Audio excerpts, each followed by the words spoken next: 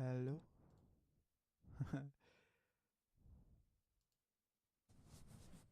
Right, I'm just testing to see how this works. Um, Hopefully this will come across well. I've been trying to get it to work for about, let's have a look here, two hours, but it's finally worked. Apparently you have to distort it to make the microphone work. I literally don't have any idea why that is. It's like it goes, oh, I realise you want to record me now. Thank you OBS. If anyone's got any ideas why that is, please put it in the comments. So anyway, I want to go through how I create music from this perspective instead of the guitar perspective. More ASMR sounds. I'm going to start with this rustling sound I created a while back. What I normally do, I create a bed for the music, a musical bed. So as you can see, that's gone all the way to about 20 minutes there. So that's 12 seconds, 19 minutes, 12 seconds. So I'm going to start here first. I'm going to pan this in the centre, so it will be coming out of both your earphones now, as you can hear, probably, hopefully, if everything works properly. So what I usually do to create the bed, a common thing for me to do is to copy and paste what I've done in the first track. So that's from here to here. And I'm going to copy and paste it. So now, if I pan this right and pan this left, there will be no difference. So it's the same track just being played on the left and right speaker.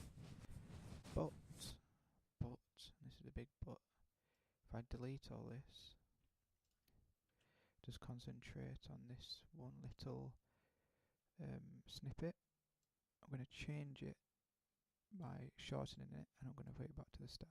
So now it will sound like there's two different things playing rather than just one. It'll give you that nice stereo image. Now I'm going to just loop that all the way to the end of the track, as you can see here. So that's done now. So that will just go on now for 20 minutes, so it gives it a nice bed. I did actually create, I don't know if I mentioned this at the start of the video, I did actually do a whole video for about 25 minutes today, but it didn't record properly. I tried to edit it and there was just no sound, which is really weird, because when you played it by itself, it worked. So hopefully this will work. I'm getting all the right things coming through my software I'm using, so let's just see. Anyway, so I've got my nice bed there. I'm going to add a new track into this, which is going to be a bag sound, which sounds like this.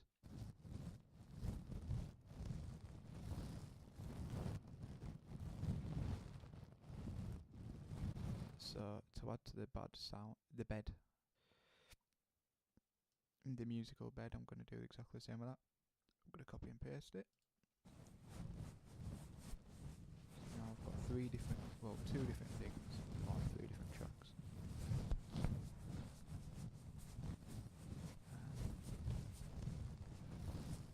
Creates quite a simple ASMR stereo image.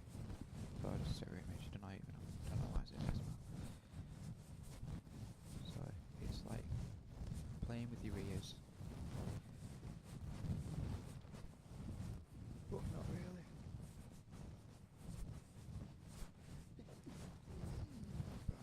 Excuse me. So I'll like listen to this for a while and go, right, what do I think this needs next? And I think it needs something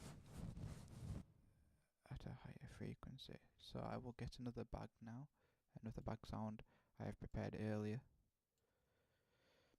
Basically, to record these sounds, I got this microphone, which isn't the best microphone.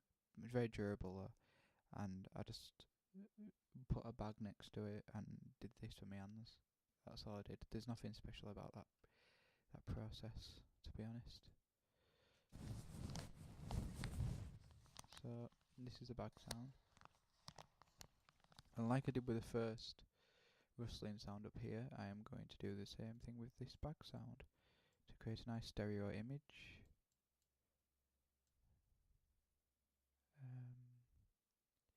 Do this.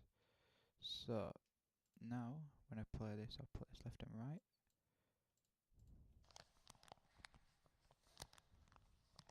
It's like there's two different bags, but there isn't. It's the same audio. I've just shortened it, put it back at the start. It's a nice little trick for those who would like to do multi-layered ASMR videos. I highly recommend that you do, because not everyone, you know, wants to listen to this rubbish. So now altogether that sounds like this. Oops.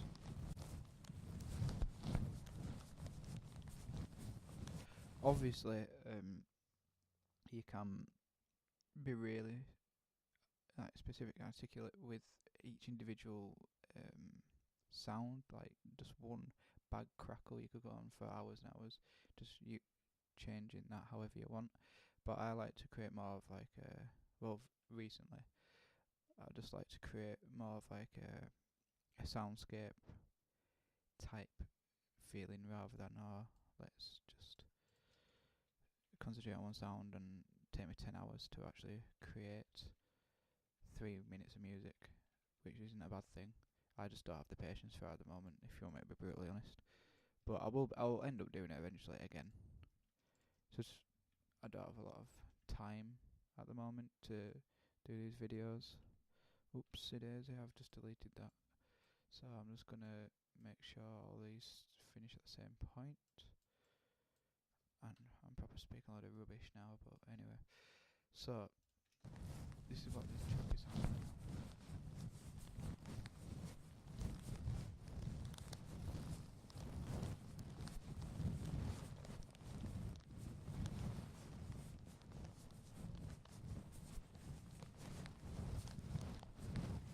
Quite simple.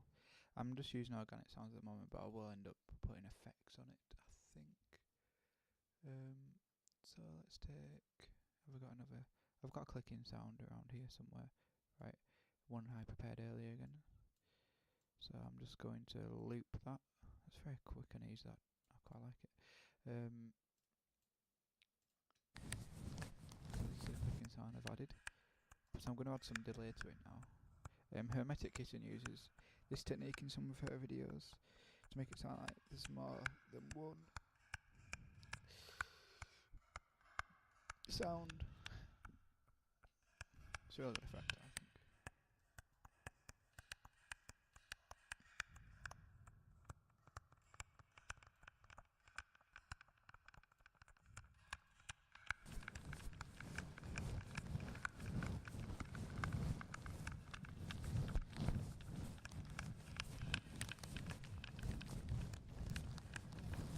So you can see it's quite simple this once you get the hang of it.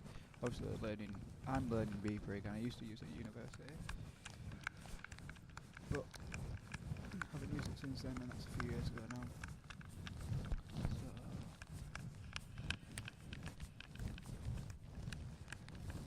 So it is quite simple to use. I mean, you've got your tracks here, and you just put your audio in here, and shortening it is quite a simple thing. Just find the bit you want. Go to the bottom right, you'll see this icon here. Pull it wherever you want. I am, again, still getting used to this, so you'll have to bear with me. My main digital audio workstation, or DAW, is Logic, so it is quite strange going into a new piece of software. But anyway,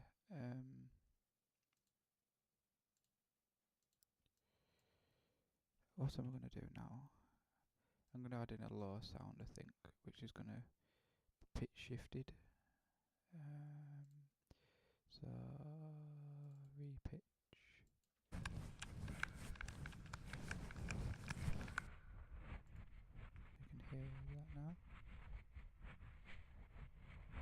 low pitch.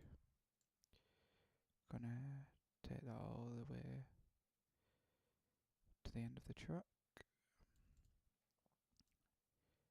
So as you can see, I'm just building up layers and layers and layers until I like what it sounds like, and then I'll just save it. Or we could do the opposite and make it really high.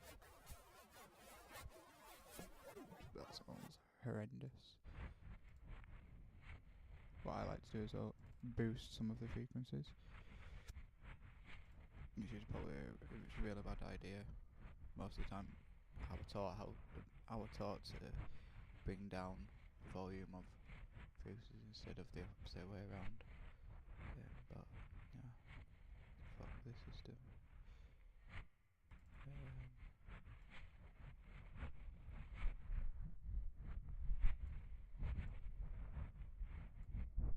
So a bit of bass in there now, a bit of bass.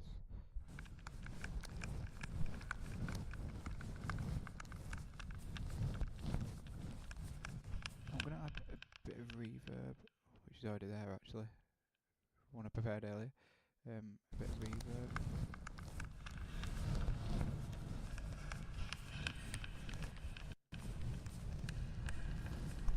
Sounds like it's in the sewer now, which is nice, isn't it?